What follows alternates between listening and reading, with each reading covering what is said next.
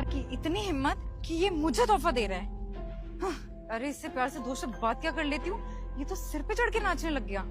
हमारे ही टुकड़ों पे पल के हमारे पैसों से ये मुझे तोहफा दे रहा है। अरे ऐसे तोहफे ना मैं अपनी नौकरानी को भी ना दूं।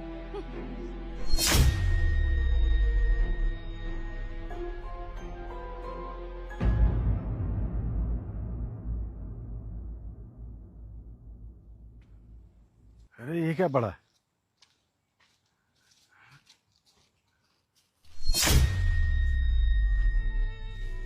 अरे ये तो वही घड़ी है जो मैं मेम साहब के लिए लेके आया था।